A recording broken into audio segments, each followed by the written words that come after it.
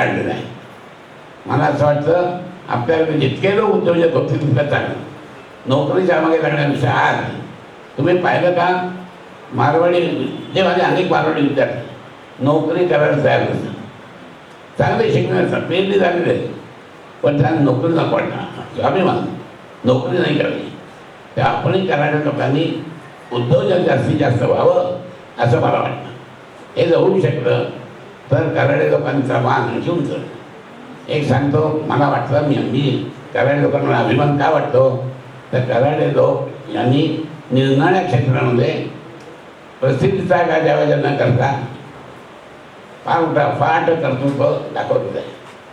याचं एकच उदाहरण देतो. तेव्हा जवळचे मित्रांनी सांगावं असं वाटलं, अवधूत सरडीकर नुसते आकाशवाणीचे संचालक आहे एवढं माहिती ना, पण त्यांनी जे काही ग्रंथ लिहिले आणि त्यांचं जे संस्कृत विषयात ज्ञान आहे ते पाहिल्यानंतर नाही ऐकल्यानंतर मला लक्षात आलं, अरे आपल्यामध्ये सुद्धा इतका एक ज्ञानमहर्षी असू शकतो. असं आणखी असेल त्याचं कोणी सगळे प्रकाश होऊ शकणार नाही.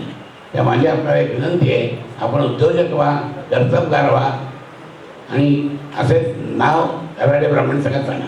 माझं आता वय झालं, मला पुष्कळ करावं असं वाटतं, मनाने मी अजून तरुण आहे, खूप करावं असं वाटतं. पण इथलं की मला कोणीतरी विचार तुमचा स्वप्न काय, मी सांगतो बालाजी तांब्यांच्यामुळे माझी प्रकृती सुधारली तर मी अजून जीवन किल्ल्यावर चालत जायला तयार आहे.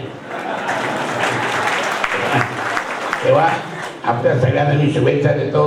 मला इथे अगत्यपूर्वक संयोजकांनी बोलावलं याबद्दल मी कृतज्ञता व्यक्त करतो आणि आपल्या धन्यवाद. कऱ्हाडा माणूस हा प्रसिद्धी परांगमुख पण असतो, स्वतःविषयी फारसं बोलत नाही आणि म्हणूनच आपले महासंघाचे अध्यक्ष आणि सचिव हे दोघंही किती काम केलं हे न सांगता फक्त काम करत होते. आणि डॉक्टर शेजवलकर यांच्याच आग्रहामुळे आपण या दोन व्यक्तींचा त्यांच्याच हातून सत्कार करीत आहोत. संयोजक गणेश गुरले नाही या आपण समोर या आणि भाटोळेकर आपण या. डॉक्टर शेजवलकर आणि बालाजी तांबे यांच्या दोघांच्याही मान्यवरांच्या हातून हे एवढं मोठं संमेलन अतिशय यशस्वीरित्या पार पाडल्याबद्दल सर्वांना एकत्र आणून अतिशय सामोपचाराने हा आजचा दिवस पार पाडला जातोय. त्याबद्दल त्यांचं आपण कौतुक करतो आहोत. तुमच्या आणखी संमेलनाकरता त्यांच्याकडे अशाच ऊर्जेची अपेक्षा करतो आहे. एवढा मोठा कार्यक्रम कुठेही गोंधळ न होता अतिशय शांततेने पार पाडला, कारण कऱ्हाड्यांचा कार्यक्रम होता.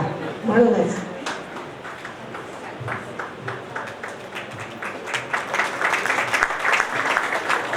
अतिशय शांतपणे काम करणारे हे दोन लढवय्ये शिलेदार आपल्या कऱ्हाडे ब्राह्मण महासंघाला मिळालेले आहेत.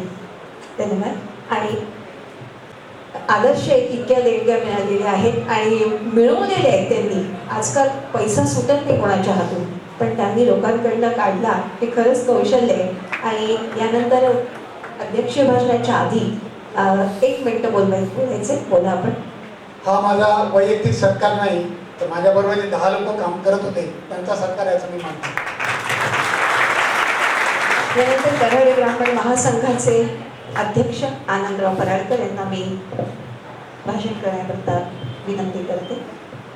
कार्यक्रमाच्या अगदी शेवटाकडे जातो. याच्यानंतर आभार प्रदर्शन आणि नंतर भोजनावकाश. मंचावरील आदरणीय व्यक्तिमत्व श्री तांबे साहेब, श्री शेवळे साहेब, श्री जामदार साहेब, डॉक्टर शेजवलकर, सौभाग्यवती पिलाताई भाटे, इतर सत्कार मूर्ती, महासंघाच्या भारतातील संलग्न संस्थांचे पदाधिकारी, कार्यकर्ते आणि ज्ञातिबंध होते. महासंघाच्या रौप्य महोत्सवानिमित्त आपणा सर्वांचे हार्दिक अभिनंदन. समारंभाला उपस्थित झाल्याबद्दल आपणा सर्वांचे हार्दिक स्वागत. महासंघाला 25 वर्षे पूर्ण झाल्याबद्दल हा आजचा महोत्सव. महासंघाच्या दृष्टीने विचार केला असता रौप्य महोत्सव साजरा होणे हा यशस्वी वाटचालीतील महिलाचा पहिला दगड असे मला वाटते. पुढे अजून अशीच वाटचाल करायची आहे याचे स्मरण करून देणारा आजचा दिवस आहे. महासंघाच्या संलग्न संस्था जसे मुंबई कऱ्हाडे ब्राह्मण महासंघ, रत्नागिरी कराडे ब्राह्मण सेवा संघ, नागपूर कराडे ब्राह्मण संघ, पुणे कराडे ब्राह्मण संघ इत्यादी संघटना ज्यांनी आपापले हिरक महोत्सव अगोदरच सादर केले असून त्यांची घोडदौड ही शतकोत्तर महत्वाकडे सुरू आहे. त्या दृष्टीने महासंघ हा अजून बालपणातच आहे. पण ह्या संघांचं जे मार्गदर्शन महासंघाला मिळतं आहे त्याच्यामुळे महासंघाची वाटचाल सुद्धा ही यशस्वीपणे चालेल असा मला पूर्ण आत्मविश्वास आहे. आजच्या लोकशाहीच्या जमान्यात एकमेकास सहाय्य करून अवघे धरू सुपंत या उक्तीप्रमाणे काही बाबी अशा आहेत ज्यासाठी हिरक महोत्सवी संघांना सुद्धा एकत्रित झाल्याशिवाय तरणोपाय नसल्याचे लक्षात येणे, सर्वांनी एकत्रित होणे असे काम केल्याशिवाय ब्राह्मण समाजाच्या आर्थिक, शैक्षणिक व सामाजिक विकास होऊ शकत नाही. ही काळाची गरज आहे याची जाणीव समाजातील गणमान्य व्यक्तींना झाल्यामुळे डोंबिवली संघाच्या दशवार्षिक कार्यक्रमात सन 1981 मध्ये महासंघाची स्थापना करण्याचे ठरवण्यात आले. त्याला मूर्त स्वरूप देण्याच्या दृष्टीने महासंघाची घटना तयार करण्याचे काम नागपूर कराडे ब्राह्मण संघाचे तत्कालीन कोषाध्यक्ष ॲडव्होकेट कैलास मुकुंदराव टोळे यांच्यावर सोपवण्यात आले. श्री टोळेंनी तयार केलेल्या घटनेचा मसुदा सर्व संघांना पाठवण्यात आला. त्यावर आलेल्या सूचनांचा व दुरुस्त्यांचा वेळोवेळी विचार करून अंतिम मसुदा सादर करण्यात आल्यावर शेवटी वर्ष 1991 मध्ये घटनेला मान्यता देऊन महासंघाची विस्तृत स्थापना करण्यात आली. महासंघाच्या झेंड्याखाली महाराष्ट्रातीलच नव्हे तर आसेतू हिमाचल पर्यंतच्या ज्ञाती बांधवांना संघटित करून त्यांचा आर्थिक, शैक्षणिक व सांस्कृतिक विकास आणि प्रगती घडवून आणण्याचा प्रयत्न महासंघ करीत आहे. महासंघाच्या विविध उद्दिष्टांमधील प्रमुख उद्दिष्ट म्हणजे कराडे समाजातील गरजू मुलामुलींना शिष्यवृत्त्या, निराधार समाज बांधवांना शैक्षणिक मदत, वैद्यकीय मदत उपलब्ध करणे, रोजगाराच्या संधी उपलब्ध करण्यास सहाय्य करणे इत्यादी होय. यासाठी संलग्नित कराडे ब्राह्मण संघ शिष्यवृत्त्या, उच्च शिक्षणासाठी आर्थिक मदत, निराधार ज्ञाती बांधवांना आर्थिक सहाय्य, गुणवंत विद्यार्थ्यांना रोख पारितोषिके देऊन त्यांचा सत्कार, गरजू ज्येष्ठ ज्ञाती बांधवांना उपचारासाठी आर्थिक मदत, स्वस्थ आरोग्यासाठी शिबिरे, व्याख्यान यांचे आयोजन करून वधूवर सूचक मंडळाचे आयोजन, ज्ञाती बांधवांसाठी सर्वांगीण विकास साधण्यासाठी वासंतिक मेळावे, बालक पालक मेळावा, कोजागिरी महोत्सव, वर्धापन दिन कार्यक्रम, संक्रांत संमेलन, रांगोळी स्पर्धा, भावगीत स्पर्धा, पाककला स्पर्धा, शहरी इत्यादींचे आयोजन करण्यात येते. याचप्रमाणे दरवर्षी संघातर्फे ज्येष्ठ सभासद ज्यांची वयाची 75 पूर्ण झाली आहे व ज्या जोडप्यांनी लग्नाची 75 वर्ष पूर्ण केली अशांचा शाल, श्रीफळ व पुष्पगुच्छ देऊन अथवा तुळशीचे रोपटे देऊन अभिष्ट चिंतन वेदमंत्रोच्चारात करण्यात येते. तसेच मुंबई, पुणे, डोंबिवली, रत्नागिरी, ठाणे, नागपूर इत्यादी संघांतर्फे विविध क्षेत्रात उत्तुंग कामगिरी करणाऱ्या ज्ञातीतील गुणीजनांचा शाल, श्रीफळ, स्मृतिचिन्ह देऊन सत्कार करण्यात येतो. हा योग यंदा आपल्या महासंघाने साधला आहे. ही त्याचीच पुढची आहे. म्हणजे आपल्याला लक्षात येईल की समाजामध्ये उत्तुंग काम करणारे लोक, निस्वार्थपणे काम करणारे लोक आहेत हे आपल्या नजरेत जरूर आले असते. महासंघातर्फे गेल्या 11 वर्षापासून ज्ञाती बांधवांसाठी महासंघाचे अधिकृत मुखपत्र म्हणून संपर्क त्रैमासिकाचे प्रकाशन करण्यात येते. यात प्रत्येक संलग्न संघ वर्षभरात आयोजित करत असलेल्या विविध उपक्रमांची माहिती देण्यात येते. संपूर्ण मासिकाचा पहिला अंक, पहिले 2 अंक हस्तलिखित स्वरूपात नाशिक संघाने प्रकाशित केला. त्यानंतरची संपर्काची जबाबदारी जवळजवळ 7 वर्षे डोंबिवली संघाने यशस्वीपणे पार पडली. गेली 4 वर्षे जबाबदारी पुणे संघ उत्तम रीतीने सांभाळीत आहे.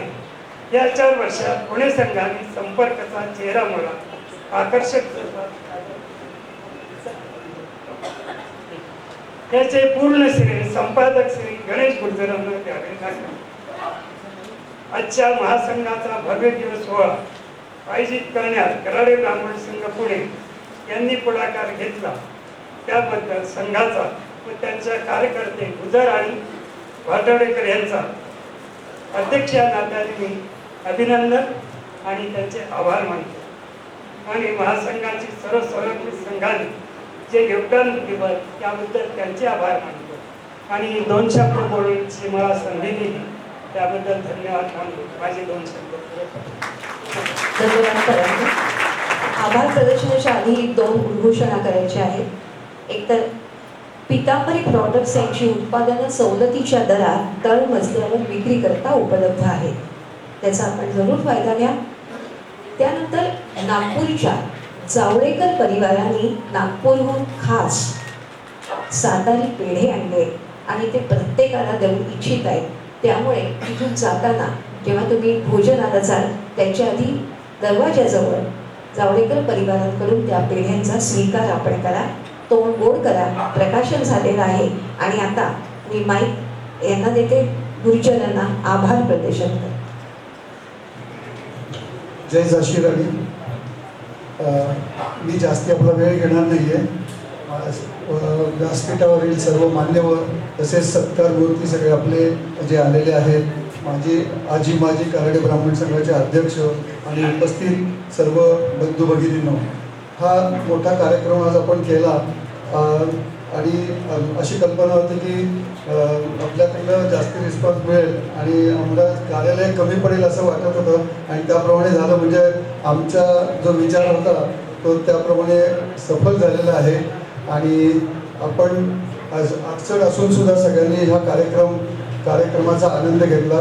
त्याबद्दल मी आपल्या सर्वांच्या प्रती कृतज्ञता व्यक्त करतो. आभार प्रदर्शन हे एक औपचारिकता असते, पण कौटुंबिक कार्यक्रमात कृतज्ञता व्यक्त करणं हे जास्ती मला भावतं. तर आज सगळे जेवढे सन्माननीय अतिथी आले त्यांनी आपल्या सत्कार स्वीकारला आणि आम्हाला उपकृत केलं, त्याबद्दल मी त्यांच्याप्रती कृतज्ञता व्यक्त करतो. दुसरं म्हणजे स्मरणिका करण्यासाठी आमच्या सर्व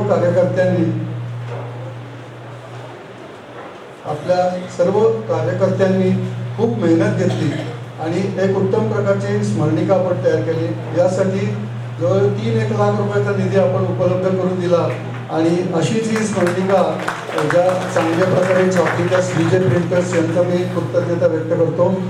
आपले जे सन्मानपत्र आहे ती सन्मानपत्र आणि स्मृतिचिन्ह ही याचा आर्टवर्क करणारे श्री प्रसन्न हळदे आणि कला मंदिर या संस्थांचे जे सहचालक आहेत त्यांच्याप्रती मी कृतज्ञता व्यक्त करतो. तिसरं म्हणजे हे संकल्प मंगल कार्यालयाच्या तर्फे जी आपली व्यवस्था झाली, थोडीशी अडचण झाली त्याबद्दल मी दिलगिरी व्यक्त करतो. तरीसुद्धा आपण सगळ्यांनी हे गोड मानून घ्यावं. आणि तर मी या संस्थेच्या तर्फे सुद्धा संकल्प मंगल कार्यालयाचा कृतज्ञता व्यक्त करतो. सर्व उपस्थित लोकांना, सर्व सभासदांना आणखी मान्यवरांना माझी अशी विनंती आहे, जर काही चुकून कोणाच्या सत्कारात नाव राहिलं असेल तर आपण मला माझ्यावरती रागवू नये किंवा मला माफ करावं. तरीसुद्धा मी अजून 1 जणांचंच नाव घ्यायचं राहिलं तर मी सांगतो की विवेक फणसळकर अत्यंत अतिशय त्यांचे कार्यक्षमता एवढी जबरदस्त आहे. त्यांना सारखा कुठले तरी कामं असतात, ते त्यातून त्यांनी वेळ काढून आपल्या कराडे ज्ञातीच्या प्रेमापोटी आज ते मुद्दाम आले.